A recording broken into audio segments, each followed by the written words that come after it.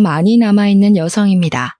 저에게 몇 개월 전에 일어난 아주 기가 막힌 일이 있어서 한번 풀어보려 사연을 올려보게 되었습니다. 제 인생에 정말 큰 사건이기도 하고 황당한 일이기도 해서 어딘가에 속 시원하게 한번 털어놓고 싶었는데 이런 채널이 있을 줄이야 꿈에도 몰랐습니다. 제가 지금 또 과거의 일을 떠올리니 흥분한 상태이기도 해서 두서없이 내용이 이어질 수도 있기에 양해를 좀 부탁드리겠습니다. 그만큼 저에게는 제 인생의 가장 큰 굴곡이자 큰 사건이었거든요. 그럼 지금부터 제 인생의 가장 큰 사건 한번 시원하게 풀어보도록 하겠습니다. 저에게는 3살이 어린 여동생이 하나 있는데 제 동생에게는 청각장애가 있습니다. 소리를 듣는 세포 자체에 문제가 있어 태어났을 때부터 청각 쪽으로 장애가 있었고 꾸준히 치료와 훈련을 통해 말은 어눌하게 할 수 있는 정도입니다. 우리 아버지의 사업이 인도네시아 쪽에서 남부럽지 않게 먹고 살 만큼 굴러가고 있었던 덕에 그 비싼 치료를 꾸준히 받을 수 있었습니다. 그래서 제 동생에게 청각장애가 있다는 걸 태어났을 때부터 인지하고 언어치료와 행동치료 같은 훈련을 받을 수 있었습니다. 지금이야 언어치료와 행동치료가 꽤 많은 센터에서 운영 중이기도 하고 예약만 잘하면 어렵지 않게 받을 수 있는 치료이지만 제가 어린 시절에는 아니었습니다. 각고의 노력 끝에 선생님을 찾아 만나게 되었고 들리진 않지만 입모양을 보고도 대략적인 대화를 따라올 수 있을 만큼의 훈련을 하게 되었습니다. 저희 가족은 당연히 동생과 함께 수화를 배웠고 집에서는 수화를 통해서 이야기를 하고 있습니다. 기술의 발전으로 인공 와우 수술이라 하여 청각장애가 있는 친구들에게 소리를 듣게 하는 기계도 나와 있긴 하지만 우리 동생은 세포 자체의 문제라 소용이 없다고 하더군요. 몇 번이나 해외로도 국내로도 알아봤지만 수술이 불가하다 하여 가족들은 수화를 하거나 입모양을 크게 벌리며 동생이 알아볼 수 있게 말을 하는 버릇이 있습니다. 장애라는 게 사람의 마음을 파먹기도 하지만 우리 가족은 있는 그대로의 동생을 받아들이고 있고 서로를 잘 보살피며 화목하게 살고 있었습니다. 학창 시절에도 동생을 괴롭히는 아이들을 항상 혼내며 동생을 보살폈고요. 동생이 수업을 잘 따라갈 수 있도록 제가 옆에서 많이 도와주었습니다. 당연히 우리 자매의 우애가 돈독할 수밖에 없었습니다. 거기다가 동생이 청각장애가 있기 때문에 뒤에서 뒷말을 하는 못된 아이들도 많이 있었기에 저는 그런 동생을 위한 슈퍼우먼이 되어야 했습니다. 다행히 학교가 같은 재단에 있어 초중고를 동생과 같은 학교에서 보내긴 했지만 제가 대학생이 되어 먼저 대학에 진학을 하게 되면서 떨어지게 되었습니다. 동생이 고등학생이 되던 날 어찌나 마음이 떨리고 나 없이도 잘 버틸 수 있을지 걱정이 되던지 물가에 내놓은 아이 같은 마음이 들었더랬죠. 아무튼 제가 대학생이 되어 학교를 다니는 동안 우리 동생은 저 없는 학교에서 꽤 많은 상처를 받았다고 하더라고요. 청각 장애가 있는 동생을 꾸준히 괴롭히던 아이들 때문에 동생은 학교는 겨우겨우 졸업을 했지만 사람을 만나는 것을 두려워하게 되었습니다. 저는 그런 동생을 보살피며 취업까지 성공을 하였고 사회인이 되고 나니 정말 너무너무 바쁘더군요. 동생과 항상 주말이면 같이 시간을 보내곤 했었는데 제 일이 너무 바빠지니 주말에는 잠만 퍼질러 자기에도 바빴습니다. 매일같이 이어지는 야근에 초과 업무에 동생이 파김치가 된 저를 보고 주말에 나가 놀자는 말을 하지도 못하더라고요. 저는 매일같이 늘어지는 다크서클을 감추지도 못한 채 집에서 밥 먹고 자고만 반복을 했습니다. 하지만 그런 시간이 반복이 되더라도 저에게 새로운 사랑이 찾아오는 걸 막아내진 못했죠. 매일같이 회사에서 초과 근무를 하다 보니 같은 회사 입사 동기와 자주 마주치게 되었고 업무적인 이야기를 나누다가 사적인 이야기도 나누게 되었습니다. 서로에게 호감을 가지게 되다가 서서히 눈이 맞아버린 것이었습니다. 당연히 사내 연애였기에 회사 사람들 몰래 비밀 연애를 하게 되었습니다. 남자친구가 생겼으니 주말에 데이트를 하러 나가곤 했는데 그때마다 동생에게 이런저런 핑계를 대는 게 미안하기도 했습니다. 그러던 어느 날 동생이 저에게 가고 싶은 카페가 있다고 말을 걸어오더라고요. 남자친구와 데이트를 하느라 동생을 잘 챙기지 못했기에 미안한 마음이 있던 찰나 동생이 가고 싶다던 곳이 제가 남자친구를 만나기로 한 동네와 가깝더라고요. 동생이 마음에 걸려 남자친구에게 넌지시 물어보니까 같이 만나도 좋다는 대답이 돌아왔습니다. 남자친구에게 미리 언지를 해뒀죠. 내 동생에게는 청각장애가 있어서 의사소통이 조금 힘들 수도 있다. 하지만 입모양을 천천히 보여주면 말은 통한다고요. 제 남자친구는 제 동생에게 청각장애가 있다는 걸 몰랐던 터라 조금 놀라기는 했습니다만 자기가 노력해서 의사소통을 해보겠다고 하더라고요. 아무튼 그날 만나서 같이 미술관에 가서 보고 싶었던 전시회 하나를 보고 동생이 먹고 싶어 했던 파스타도 먹고 가보고 싶다고 했던 카페까지 갔습니다. 제 동생이 청각장애로 인해서 새로운 사람 만나는 걸 별로 좋아하지도 않고 소극적인 성격인데도 이상하게 제 남자친구랑은 잘 어울리더라고요. 둘이 취향이 비슷한 건지 짝짝꿍도 잘 맞아서 저 없이도 손짓 발짓 해가면서 대화도 하고 하더라고요. 제 남자친구가 저에게 부탁하지 않고 스스로 대화하려고 노력하는 모습을 보고 조금 달리 보이기 시작했습니다. 그 이후로 동생이 가끔 형부 만날 때 나도 껴주면 안 돼? 하고 물어봤는데 저는 솔직히 좀 마음이 그렇더라고요. 제 남자친구가 불편해할지도 모르는 일이고 그래서 남자친구에게 먼저 양해를 구하며 물어보니까 자기는 정말 좋다고 같이 보자고 하더라고요. 그러더니 무슨 동네에 봉사 동호회 같은 데에 가입까지 해서는 수화를 배우기 시작했습니다. 저도 모르고 있다가 무슨 유튜브 같은 걸 보고 있길래 뭘 보나 했더니 수화 동작을 배우는 영상이더라고요. 저랑 동생이랑 수화로 대화를 하는 게 멋있어 보였다면서 자기도 그렇게 대화를 나눠보고 싶다고 하더라고요. 그 뒤로 제 남자친구는 정말 각고의 노력을 했고 어설프게 수화를 하며 동생과 대화를 시작했습니다. 제 동생 또한 그런 남자친구의 행동에 감동을 받았는지 둘이 둘도 없는 친구가 되었습니다. 저를 빼놓고 수화로 비밀 대화를 나누는 지경까지 이르렀고 저와 남자친구가 휴가를 맞춰서 여행이라도 가면 둘이 거기서 영상통화를 하며 대화를 하더라고요. 저랑 싸우기라도 한 날이면 영상통화를 켜놓고 이르기까지 하더라니까요. 동생도 제 남자친구 덕분에 집 밖에서 간간히 산책도 나가게 되고 새로운 사람을 만나는 데엔 당연히 주저함이 있긴 하지만 그래도 노력을 해보려고 하더라고요. 혼자 산책 나가는 건 정말 싫어했거든요. 뒤에서 자전거나 오토바이 소리를 못 들어서 위험할 뻔했던 적도 있었고 개가 짖으면서 달려드는데 그걸 몰라서 동네 떠돌이개한테 물린 적도 있었거든요. 제 동생이 또 사람들에게 받은 상처들도 있었고요. 예를 들면 입모양만 봐도 대강 무슨 말을 하는지 다 알 수 있는데 청각장애가 있다고 하니 앞에서 무시하는 말을 하고 그런 거죠. 얼굴은 예쁘장하게 생겨서 귀머거리냐고 불쌍하다고 하는 말들이요. 동생이 입모양으로 다 알아볼 수 있으니 자연스럽게 의기소침해지고 소극적인 사람으로 변해버린 거죠. 하지만 제 남자친구가 편견 없이 대해주고 자기를 위해서 수학까지 배우는 노력을 했으니 얼마나 신이 났겠습니까?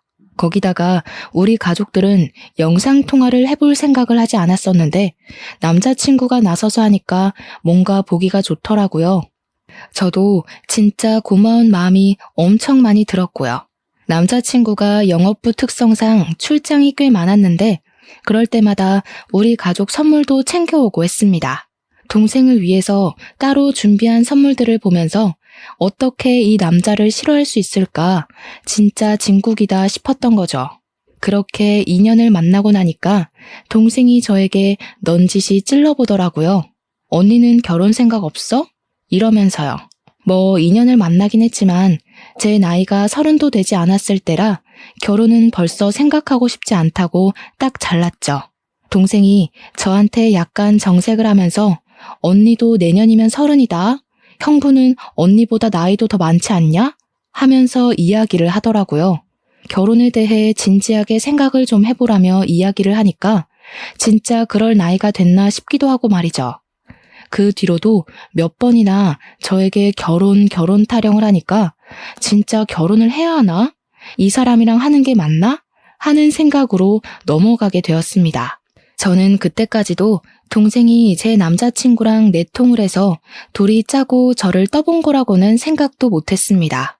남자친구가 저보다 4살이 연상이었기에 집에서도 슬슬 결혼 이야기가 나오고 있었나 봐요. 남자친구한테 계속 결혼할 여자 없어? 선이라도 알아봐줘?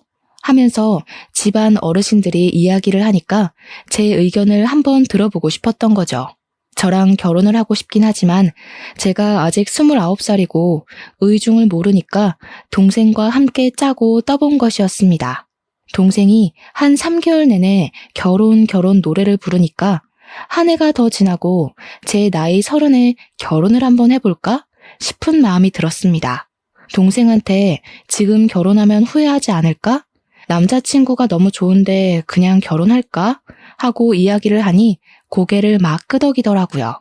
빠른 거 아니라고, 지금 결혼해도 후회하지 않을 거라고, 형부 너무 좋은 사람이라고 하면서요. 둘이 짜고 치는 고스톱이라는 걸 알게 된 건 남자친구가 딱 3주 뒤에 저에게 프로포즈를 해서 알았습니다.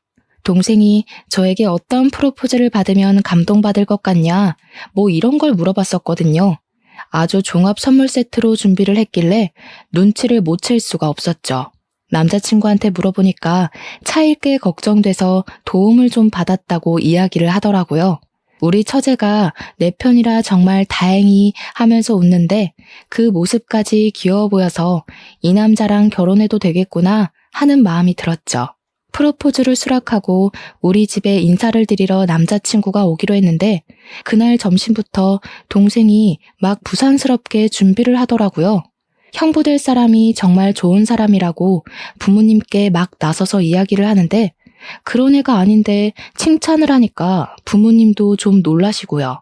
제 동생이 가족 이외의 사람에게 이렇게까지 정을 붙이고 마음을 털어놓은 적이 없는 애라 놀라실 만도 하셨겠죠. 부모님께서는 우리 집은 인성됨됨이만 잘 잡혀있으면 만사 오케이라고 하시면서 본 적도 없는 남자친구가 마음에 든다고 하셨습니다.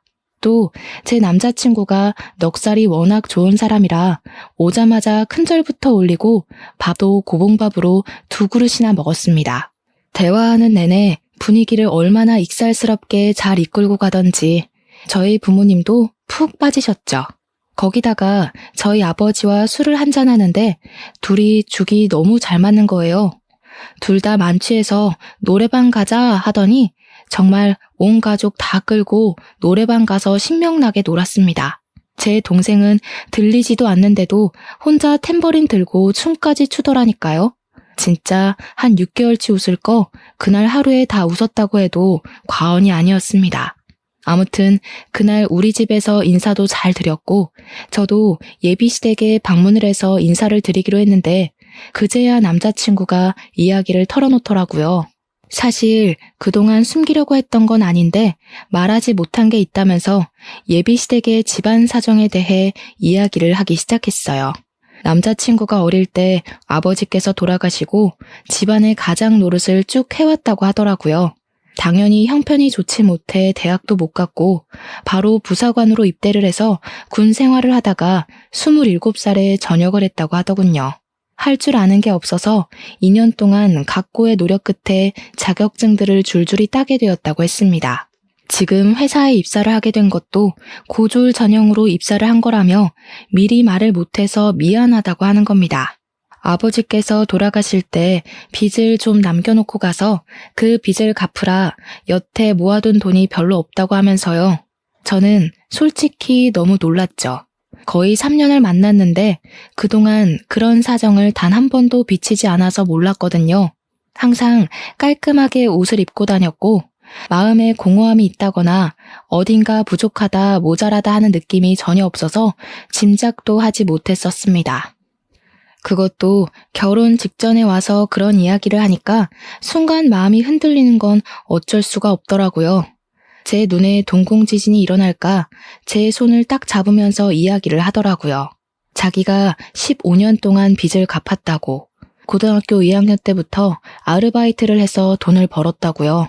생활력 하나는 남들과 비교도 할 수 없게 좋고 무슨 일이 있어도 절대 굶길 일 없을 거라고 했습니다. 빚도 다 갚았고 집안에 돈을 퍼줘야 하는 것도 절대 아니니까 걱정하지 말라고요. 단지 집으로 인사를 드리러 갈 텐데 집이 많이 낡아서 보이는 게 전부가 아니라는 말을 하고 싶었대요. 아버지께서 돌아가시기 전에 남겨주신 집이라 차마 처분도 못하고 그 낡은 데서 온 가족이 살았다고요. 가족들의 소중한 추억이 담겨있는 집이라 상속 포기도 하지 못하고 돈을 다 갚을 수밖에 없었다며 덧붙였습니다. 저희 집이 아무래도 넉넉한 집안이다 보니 돈이 없는 사람과 결혼한다는 게 고된 일이라는 생각은 별로 하지 못했어요. 그런 거 있잖아요. 어차피 내가 돈이 있으니 내가 더 준비하면 된다는 안일한 생각을 했다고나 할까요? 남자친구, 그러니까 예비신랑의 꾸준한 설득 끝에 예비시댁에 방문을 하기로 결정을 내렸습니다. 양손 무겁게 가라는 부모님의 말에 선물을 잔뜩 준비해서 예비시댁에 방문을 했는데 조금 놀랍긴 하더라고요. 벽지에는 곰팡이가 죄다 쓸어 있었고 문 경첩은 뜯어져 나가서 문이 덜렁덜렁 붙어있는 수준이었습니다. 현관문에 옛날 빌라처럼 철문으로 되어 있었는데 누가 발로 찬 건지 망치질을 한 건지 우글우글 찌그러져 있었고요. 제가 찌그러진 문을 바라보고 있으니까 예비 시모가 다가와서는 어휴 저걸 고친다는 걸 여태까지 까먹었다고 하시면서 멋쩍게 이야기를 하시더라고요. 예전에 빚쟁이들이 문 열라고 하도 발로 차서 저렇게 됐다고 웃으면서 이야기를 하시는데 저는 속으로 시겁했죠 뭐. 어떻게 발로 차면 문이 저 모양이 되나 싶을 정도로 찌그러져 있었거든요. 제가 방문을 하긴 했는데 시댁이 진짜 냉골이더라고요. 너무 추워서 팔에 소름이 쭉 돋을 정도였다고나 할까요? 제가 약간 으슬으슬해하니까 예비신랑이 예비시모한테 보일러를 좀 떼지 왜 이렇게 집이 춥냐고 한 소리를 했습니다. 그러니 예비시모가 눈을 살짝 흘기면서 돈 아껴야지 무슨 보일러니? 하면서 씻을 때나 잠깐 틀면 된다고 하시더라고요. 저보고 춥냐고 묻더니 집에서 입는 겉옷이 있다고 예비신랑이 군대에서 입었을 법한 깔깔이 같은 걸 하나 쓱 주시더라고요. 저는 집에서 입는 겉옷이 있다는 사실에 2번 놀랐죠. 거기다가 그 옷에서 나는 이상한 쩐내에 3번 놀랐습니다. 쿰쿰하고 뭔가 지린내 같은 쩐내가 나서 도저히 못 입겠다 싶어서 예비 시모에게 돌려드렸어요. 저녁이나 먹자고 하시길래 제가 뭐 도와드릴 건 없나 하고 기웃기웃하니까 예비 신랑이 앉아있으라고 하대요. 그 말에 예비 시모가 저한테 부잣집 아가씨라던데 그 손으로 뭘 하겠냐고 가만히 있는 게 돕는 거라고 하시더라고요. 그 말을 듣는데 약간 기분이 쎄한 것이 저를 별로 마음에 안 들어 하시나 싶기도 했습니다. 저녁밥이라고 대충 상을 차려주셨는데 물론 저희 집과는 가정 환경 자체가 차이가 나니까 그럴 수 있다 생각은 하면서도 영 기분이 별로인 거예요. 치킨 볶음밥 같은 거랑 김치만 냅다 올려져 있는 상이었는데 예비 시모가 우리 집 김장김치가 정말 맛있다면서 밥 2공기 먹어도 된다고 하시더라고요. 제가 밥을 젓가락으로 뒤적거리다가 이거 치킨이에요? 하고 물어봤더니 예비 시모 하는 말이 어제 치킨 시켜 먹고 남은 걸로 볶았다고 하시더군요. 음식 남기는 거 벌 받는 거라면서 환경 보호해야 된다고 덧붙이시는데 제 얼굴이 다 빨개지더라고요. 물론 제가 상다리 부러질 만큼의 식사를 기대한 건 아니지만 남은 치킨으로 만든 볶음밥에 김장김치 덜렁 있는 건 아무리 생각해도 아니잖아요. 제 표정이 점점 굳으니까 예비신랑이 안절부절하는데 저는 그러면 제가 사온 고기라도 구워주실 줄 알았거든요. 근데 그 고기는 나중에 우리 딸 오면 구워 먹어야지 하면서 냉장실로 직행하더라고요. 도저히 입맛이 없어서 밥 한 술 뜨지도 않고 수저를 탁 내려놨습니다. 그러니 그제야 예비신랑이 예비시모한테 화를 내더라고요. 아니 엄마, 내가 어제 준비 좀 잘해달라고 10만 원 드렸잖아요. 그 돈으로 장도 보고 하시라고요. 어제 네 조카들 놀러 왔던 거 몰라서 그래? 걔네도 힘들게 사는데 내가 장이나 보고 그럼 되겠니? 네 조카들 필요한 거 사라고 내가 용돈 줬다. 예비 신랑이 아니 그 돈을 그렇게 쓰면 어떡하냐 하면서 이야기를 하는데 대뜸 저한테 화살이 돌아오더라고요. 예비 시모가 저를 딱 보면서 말을 이어가셨습니다. 나한테 딸이 하나 있는데 우리 마지야 마지. 걔가 어릴 때 시집 가서 애들도 좀 크고 그러거든. 걔네도 고생하는데 돈은 없고 아무튼 학원 가야 하는데 돈 없다 난리를 쳐서 내가 용돈 좀 줬어. 아직 결혼도 안 한 사이에 서운하거나 뭐 그런 거 아니지? 그 자리에서 제가 어떻게 서운해요 하겠습니까? 막말로 그건 서운한 게 아니라 저에 대한 예의가 없는 거라고 생각했어요. 손님 불러다 놓고 치킨 볶음밥에 김장김치라니 기가 차서 원. 제가 그냥 아무 소리 안 하고 가만히 있으니까 예비 시모도 좀 민망했는지 그래 뭐 아가씨 돈도 아닌데 하고 넘어가시더라고요. 그 말에 기가 막혀서 표정만 더 굳어버렸습니다. 그렇게 찜찜한 자리를 뒤로하고 나왔는데 고민이 엄청나게 되더라고요. 우리 집에서는 이만한 남자 없다, 빨리 결혼해라 하는데 시댁 분위기는 세상에서 가장 구질구질한 느낌이고 그런데 또 한편으로는 결혼해서 시댁 식구들 만나봐야 1년에 몇 번이나 보겠나 싶기도 하고 그래서 결혼 준비를 시작하게 되었습니다. 이제 와서 결혼 못하겠다. 너랑 나랑 집안 차이가 너무 심하다 하기에는 시간이 너무 흘러버린 탓도 있었고요. 결혼을 하기로 하고 청첩장도 다 찍고 집을 구하러 다니는데 신혼부부 전세자금 대출 이자율이 생각보다 너무 높았습니다. 예비 신랑이나 저나 둘 다 기본소득 이상으로 벌고 있어서 그런지 혜택 받을 수 있는 게 거의 없었습니다. 거기다가 아버지 사업체까지 있으니 더 그런 거예요. 결국 제가 골머리를 썩으니까 아버지께서 눈치를 채시고 먼저 말을 해주셨습니다.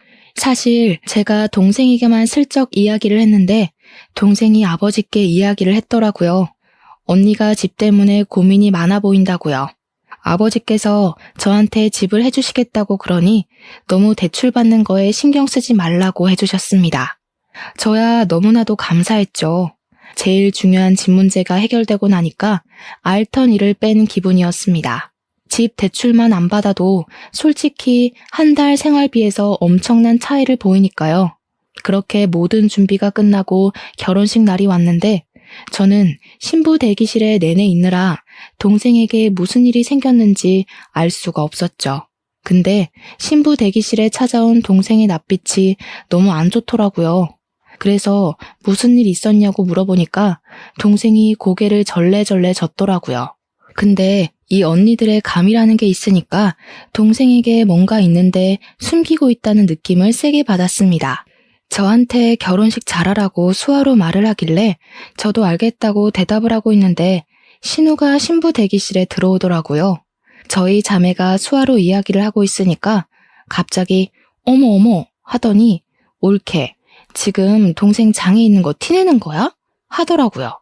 순간 내가 무슨 말을 들은 건지 싶어서 신우한테 지금 뭐라고 했냐고 되물었더니 인상을 팍팍 쓰더라고요. 우리 동생이 그 찰나에 어깨를 움츠리는 걸 보고 이 망할 신우가 내 동생한테 뭔 짓을 했나 싶었습니다. 제가 빤히 신우 얼굴을 보고 있으니까 신우가 하는 말이 결혼식 입구 앞에서 사돈어른이랑 사돈처녀가 수화로 대화를 하더라고 하면서 운을 뗐어요. 그런데 자기 쪽 친척이 신부네 집안에 벙어리가 있냐고 물어봤다면서 그래서 벙어리가 아니라 귀머거리라고 했다고 이야기를 하는 겁니다. 순간 심장이 벌렁벌렁하면서 화가 엄청나게 나더라고요. 근데 신우가 거기서 멈추지 않고 선을 넘더라고요. 자기네 친척이 그런 거 다 유전병 아니냐고 물어봤다면서 동생이 장손인데 하자 있는 집에 장가 보내는 거 아니냐고 난리를 쳐서 자기가 곤란했다고 하더라고요. 우리 동생이 아무리 못 듣는다고 해도 눈치라는 게 빤히 있는데 입모양만 보고 대충 무슨 이야기인지 알아차린 것 같더라고요. 고개를 푹 숙이고 훌쩍거리는데 그 상황에서 열이 안 받을 언니가 어디 있겠습니까? 웨딩드레스를 입고 있다는 것도 까먹고 벌떡 일어나서 신우 머리채를 확 잡아버렸죠. 그러니까 도우미로 와주신 이모님이며 옆에 있던 제 친구들이며 놀래서 저랑 신우를 막 말리고 뜯어놨습니다. 제가 씩씩거리면서 머리가 다 헝클어진 신우를 향해 소리를 질렀습니다. 지금 그게 내 앞에서 할 말이에요? 유전병이 어쩌고 어째? 지금 말 다 했어? 결혼식장에 와서 축하해주기 바쁠 텐데 별 걱정을 다 하네 진짜. 나 기분 나빠서 결혼식 못하겠으니까 당장 가서 결혼식 취소됐다고 해요. 그러니 신우가 화들짝 놀라서 아니 뭐 그렇게까지 말을 하고 그러냐고 제 동생한테 내가 미안해 하는 거예요. 그 형식적인 사과에 화가 나서 지금 신우가 한 짓을 생각해보라고 내가 이 결혼식을 내 발로 들어가게 생겼냐고 하면서 소리를 질렀죠. 제가 신우 머리채를 잡았다는 게 신랑 귀에도 들어갔는지 신랑이 막 뛰어들어오면서 무슨 일이야? 왜 그래? 하더라고요. 도저히 분이 풀리지가 않아서 너네 친척들이며 너네 누나며 할 것 없이 내 동생 보고 기머거리니 벙어리니 유전병이니 정신 나간 소리 하더라 했습니다. 내가 지금 이 말을 듣고도 결혼식장에 들어가는 게 맞겠냐고 나 결혼 안 하겠다고 하니까 신랑이 신우 째려보면서 누나 하더라고요. 어떻게 사람이 그런 소리를 아무렇지 않게 하냐고 신우가 내 눈앞에 있으면 결혼식 안 하겠다고 했죠. 그 말에 신우가 놀래서 지금 동생 결혼식장에서 자기를 쫓아내는 거냐고 그런 말도 못해? 내가 못할 말 했어? 하길래 또 열받아서 성큼성큼 갔어요. 머리채를 쥐어잡으려고 하니까 신우가 놀래서 피하더라고요. 신랑이 신우 보고 동생 결혼식 망하게 생겼는데 자존심 부릴 일이 남았냐면서 신우를 쫓아냈습니다. 진짜로 신우는 저희 결혼식장에 못 들어왔어요. 제가 신우 있으면 결혼 안 하겠다고 하고 대기실에 눌러 앉아버렸거든요. 신우 쫓아낸 거 확인하고 나서야 식이 시작이 되었고 찜찜한 마음은 그대로 제가 떠안게 되었죠 뭐. 결혼식이 끝나고 신혼여행길에 오르는데 제가 기분이 영 안 풀려서 동생한테 이야기를 했어요. 절대로 그런 이야기에 마음 쓰지 말라고. 못 배워먹은 인간들이 하는 말 귀담아 듣지 말라고 했죠. 그러고 비행기를 탔는데 남편이 저한테 그러는 거예요. 못 배워먹은 인간들이라고 한 거 사과하라고요. 제 남편이 대학을 못 나왔다고 했잖아요.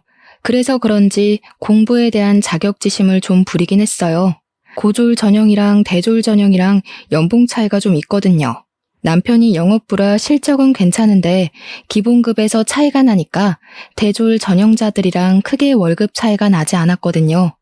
거기다가 공부를 못해서 대학을 못 간 게 아니라 돈이 없어서 못 간 것이니 그럴 만도 했죠.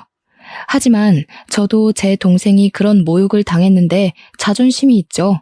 어떻게 냅다 사과를 하겠습니까? 저도 의견을 굽히지 않았고 사과는 못하겠다고 했습니다. 둘 다 자존심을 부리다가 신혼여행 가는 비행기 안에서 12시간 내내 아무 말도 안 하고 있었다니까요.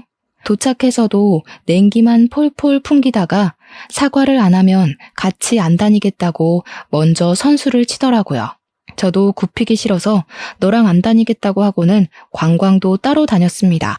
혼자 며칠을 지내다가 결국 마지막 날이 되고 나서야 타협을 하게 되었죠.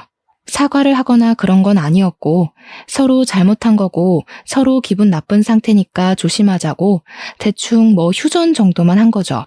근데 둘 다 서로의 가족에 대해 그렇게 말한 게 앙금으로 남아서 혼인신고를 원래 신혼여행 다녀오면 바로 하기로 했었는데 조금 미루기로 했어요. 남편도 제가 꿋꿋하게 사과를 하지 않고 자존심을 부리니 혼인신고를 미루는데 동의하더라고요. 보통은 신혼여행을 다녀오면 시댁과 친정 인사를 드리러 가잖아요. 근데 결혼식 날 그런 소동이 있었는데 시댁 인간들 얼굴이 보고 싶었겠습니까? 남편도 저랑 별반 다르지 않은 것 같았고요. 그냥 일이 바빠서 인사드리러 갈 시간이 없다고 대충 둘러대고는 저는 우리 집으로 남편은 시댁으로 각자 가서 선물 줄 거 주고 돌아왔습니다. 깨를 볶아도 시원치 않을 신혼기간에 서로 서먹서먹해진 거죠. 연애할 때도 이렇게 싸워본 적이 없었기에 저희는 어떻게 풀어야 할지 방법도 모르고 있었습니다. 그렇게 한 달이라는 시간이 좀 지났을까? 시모가 갑자기 할 이야기가 있다면서 시댁으로 오라고 부르더라고요. 그 곰팡이 쓸어있는 냉골 같은 집에 갈 생각을 하니까 너무너무 싫었지만 피하는 것도 하루 이틀이지 불렀는데 가야죠. 퇴근하고 남편이랑 같이 찾아가니까 시모가 그러더라고요. 예, 너네 집 말이다. 아무리 사돈어른이 해줬다고 해도 그렇지 어떻게 부부간에 정도 없이 딱 네 명의로 했니? 저희 아버지께서 제 결혼 선물로 해주신 건데 당연히 제 명의죠. 그러면 세금을 좀 많이 내야 하지 않니? 우리 아들 명의로 했으면 세금도 덜 내고 얼마나 좋아. 세금이 다 똑같죠. 얘가 뭘 모르네. 우리 아들이 산 것처럼 매매 형식으로 꾸몄으면 얼마나 좋니? 너한테 가면 상속세도 물어야 할 텐데 당연히 세금이 더 나오지. 애가 헛똑똑이야. 저희 아버지께서 사업체를 운영하고 계신데 지금 탈세를 하라고 하시는 거예요. 어차피 세금도 저희 아버지께서 다 내주셨는데 뭐가 문제라는 거죠? 아버지께서 저한테 돈 쌓아두면 뭐하냐고 딸한테 주는 건 아깝지 않다고 하셨거든요. 그래? 처가 사랑은 사위라던데 사위한테도 아깝지 않으시겠지? 우리 아들 정말 장가 하나는 기가 막히게 갔나 보다. 생각해보니까 사돈네는 전부 딸만 있잖아. 사업은 자고로 남자가 해야 제대로 굴러가는 법인데 사돈댁에는 아들이 없으니까 우리 아들한테 딱 물려주면 되겠다 싶은 생각이 들더라고. 그 말을 듣는데 욕심낼 걸 욕심내야지 진짜 기가 막히더라고요. 가뜩이나 시댁에 대한 인식이 바닥을 치고 있는데 저런 욕심까지 내니까 저게 사람인가 하는 생각도 들고요. 결혼한 지 한 달 막 지났는데 왜 남의 집 사업에 관심을 가지고 욕심을 내는지. 저희 아버지께서는 기업은 기업인이 운영해야 한다는 주의셔서요. 가족들에게 승계할 생각 전혀 없으시고요. 나중에 은퇴하실 때 전문 경영인 두실 거래요. 아니 왜? 그 귀한 사업체를 남에게 맡기니? 우리 아들이 얼마나 노력해서 지금 회사 입사했는지 너는 알지? 우리 아들 능력 한번 보면 말이 달라지실 거다. 그러지 말고 이참에 사돈네 회사에 우리 아들 한 자리 주라고 좀 해봐. 한 자리에서 능력 좀 보고 기업도 물려받고 하면 딱이지 않겠어? 우리 며느리 능력 좀 한번 보자. 남편이 잘 돼야 아내도 편한 법이야. 어머님, 지금 아들 취업 청탁하시는 거예요? 어머님 아드님은 자기 능력으로는 아무것도 못하는 바보인가요? 지금 다니는 회사도 열심히 노력해서 취업한 거 알아요. 충분히 자부심 느끼면서 사는 것 같던데 왜 그러세요? 우리 아버지 회사에 굳이 취직 안 해도 이 사람 잘하고 있는데 그런 말씀으로 취업 청탁하시면 어머님 아들만 바보 만드는 거예요. 그러니까 시모가 씩씩거리면서 지금 우리 아들 바보라고 했냐, 모자란 놈 취급이냐 하면서 성을 내시더라고요. 제가 뭐 틀린 말 한 것도 아닌데 씩씩거리니까 웃기더라고요. 저도 제 할 말 끝났으니까 그냥 자리에서 일어나 버렸습니다. 그 자리에 더 앉아있어 봐야 얼굴 붉힐림만 남은 것 같고 이런 취업 청탁이 영 듣고 싶지도 않았고요. 결혼했다고 우리 아버지 사업체까지 자기 몫으로 만들어버리려고 하는 파렴치한 시모 앞에서 하하호호 웃으면서 밥까지 먹었다가는 체할 것 같았거든요. 그래서 가방 들고 나오니까 남편이 뒤따라 나오더니 제 팔을 확 잡아채는데 그 힘이 너무 세서 팔이 빠지는 줄 알았습니다. 제가 당황한 나머지 악소리를 내면서 지금 뭐 하는 거냐고 힘자랑하냐고 한마디 했죠.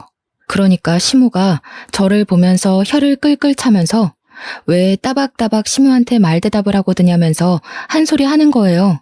남편은 눈을 크게 뜨고 제가 하는 행동이 잘못됐다는 식으로 바라보고 있고 시모는 뒤에서 구시렁거리고 이것들이 죄다 한패인가 본색을 벌써 드러내는 건가 막 온갖 잡생각들이 머릿속에서 춤을 추더라고요.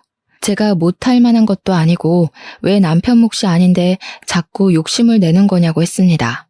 그러니까 남편이 하는 말이 자기가 욕심낸 것도 아니고 아들이 잘 됐으면 하는 부모의 마음인 걸 모르냐고 하더라고요. 제가 아무 소리 안 하니까 남편이 먼저 아 됐어 너랑 무슨 이야기를 하냐 하면서 말을 끝내더라고요. 지금 누가 할 소리를 하는 건지. 연애할 때는 그런 내색 한 번 없더니 결혼하니까 돌변하는 게 무섭더라고요. 이 인간이 결혼하고 나서 진짜 우리 아빠 사업체에 한자리 하고 싶었던 건가 싶어서 소름이 쫙 돋았습니다. 그렇게 냉전이 지속되니까 하루하루 지쳐가면서 내가 왜 이 사람이랑 살아야 하나 싶더라고요. 어차피 혼인신고도 안 했는데 그냥 헤어질까 하는 찰나에 동생에게서 연락이 왔습니다. 자기가 아버지 회사에 출근을 하게 됐다고. 형부 덕분에 기운도 차렸고 새로운 걸 해보고 싶은 마음에 컴퓨터 학원을 다니면서 워드 자격증을 땄대요. 정정당당하게 이력서 넣고 면접 보고 합격해서 출근하게 되었다고 하는데 마음이 다 뭉클하더라고요. 그런 와중에 남편이 저에게 화해 제스처를 보냈고 언제까지 이렇게 말없이 살 거냐고 숨이 막힌다고 하더라고요. 그러면서 서로 오해가 있는 걸 풀었으면 좋겠다고 주말에 같이 캠핑 카라반 같은 걸 예약했다고 거기나 놀러 가자고 하더라고요. 또 남편이 먼저 손을 내미니까 그러자 싶어서 주말에 마트에 가서 장을 보고 카라반에 가기로 했습니다. 원래 캠핑의 묘미는 고기를 구워 먹는 거니까 장을 보는데 남편이 고기를 무슨 2근을 사는 거예요. 둘이 먹을 건데 뭐 이렇게 많이 사는 거냐 하는데 소고기 먹을까? 하면서 한우 비싼 걸 잡더라고요. 원래 캠핑의 묘미는 삼겹의 목살이다 하면서 돼지고기로 골랐죠. 소고기는 숯불에 다 늘어붙거든요.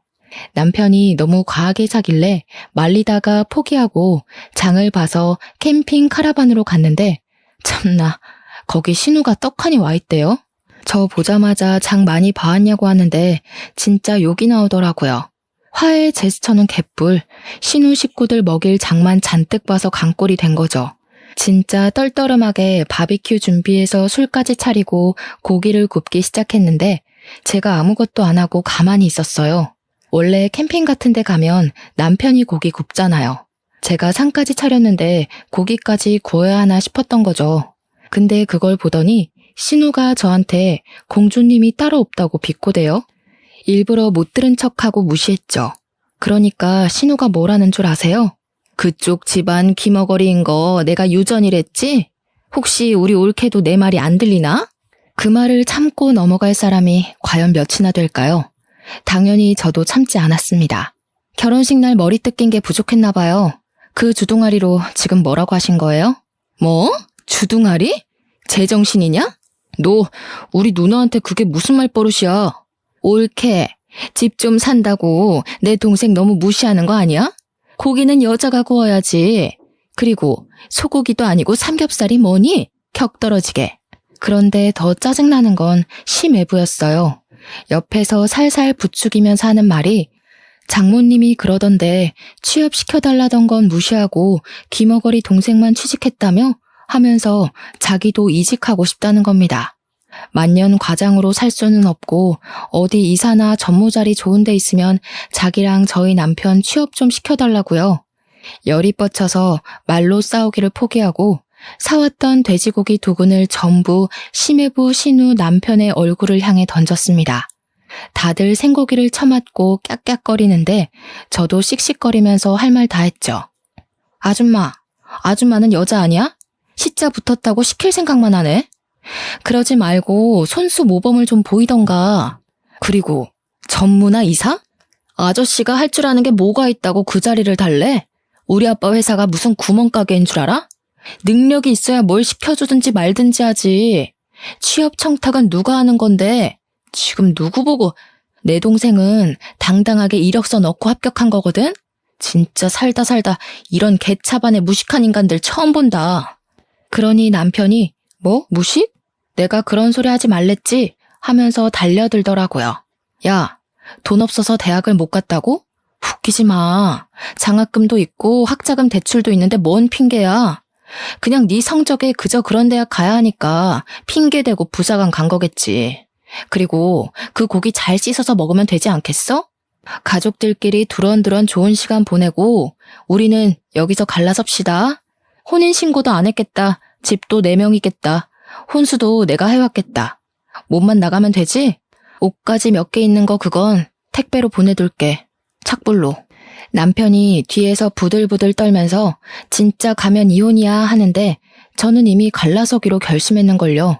그대로 운전해서 신혼집 비밀번호부터 바꿔버리고 대충 짐 싸서 친정으로 도망을 왔습니다. 친정 부모님이 놀라시긴 했지만 제가 차근차근 모든 일을 이야기하니까 아무 소리 하지 않고 잘 왔다고 해주셨어요. 그 와중에도 카라반에서 1박을 하고 온 건지 다음날 집 비밀번호 뭐냐고 난리치는 거, 내 집에 자꾸 들어가려고 하면 가택 침입으로 고소하겠다고 했습니다. 친정집에서 출퇴근을 하는데 같은 회사를 다니고 있으니까 회사에서도 계속 찾아와서 난리를 치더라고요. 한 열흘 지나니까 저도 스트레스를 받고 아버지께서 저한테 그러지 말고 아버지 회사에 들어오는 게 어떠냐고 하셨습니다. 회사에 바로 사표 던지고 아버지 회사에 낙하산으로 들어가기로 했죠. 사표 내고 오전 중에 신혼집 가서 남편 물건 택배로 보내고 나왔는데 오후에 퇴근하고 나서 또 비밀번호 타령하길래 바로 경찰 불렀습니다. 혼인신고도 안 했으니까 가택 침입으로 조사를 받게 됐고 그제야 제가 물을 마음이 없다는 걸 알았는지 갑자기 잘못했다고 하대요. 소 잃고 외양간 고치는 것도 아니고 저는 이미 결심이 섰기 때문에 싹 무시했습니다. 며칠이 더 지나자 이번에는 시모가 재산 분할을 해달라고 연락이 온 거예요. 어디서 뭘 찾아본 건지 재산 분할은 귀책 배우자 상관없이 하는 거라고 당당하게 말하길래 저도 이야기해줬죠. 변호사한테 물어보라고. 고작 5달 살았는데 무슨 재산 분할을 해주냐고요. 거기다가 아직 혼인신고도 안 했는데 재산 분할할 대상도 아니라고 하니까 시모도 변호사한테 물어봤나 봐요. 어디 법률사무소에 가도 똑같은 소리를 하니까 저한테 위자료 1,000만 원만 주면 안 되겠냐고 하더라고요. 위자료는 지금 누가 받아야 하는데 그딴 소리를 하냐고 꺼지라고 해줬죠. 회사도 그만뒀겠다. 신혼집도 꽁꽁 닫아버렸겠다. 남편이 아무리 뻔뻔해도 친정집 와서 난동은 못 부리더라고요. 아버지께서는 시간이 지나면 다 잠잠해질 거라고 하시면서 저를 위로해 주셨습니다. 덕분에 아침마다 아버지랑 동생 손잡고 같이 회사 출근하고 있어요. 이혼이랄 것도 없는 제 짧은 동거 생활 5개월을 이렇게 청산하고 벌써 3개월이라는 시간이 더 흘렀습니다. 아직까지도 가끔은 야밤에 자니? 하면서 문자가 오긴 하는데 나중에 스토커 짓이라도 하면 고소하려고 증거로 남겨주고 있습니다. 전 회사에서도 수근수근 거린다는데 언제까지 붙어있나 두고 보려고요. 저는 아버지 회사에서 출퇴근 잘하면서 동생과 같이 주말에 놀러도 가고 시간을 잘 보내고 있답니다. 남자라면 치가 떨리지만 그래도 가족들은 좋은 사람 만나서 재혼하길 바라는 듯 하시네요. 그건 시간을 두고 천천히 생각해보면 되겠죠? 앞으로는 겉과 속이 다른 사람은 피하고 싶어요, 정말. 아주 짧은 결혼 생활이었지만 비혼도 나쁘지 않은 선택이라는 결심에 힘을 실어준 시간이었습니다. 여러분들도 현명한 결혼 준비 혹은 비혼 준비하시길 바라면서 제 이야기는 여기서 마치도록 하겠습니다.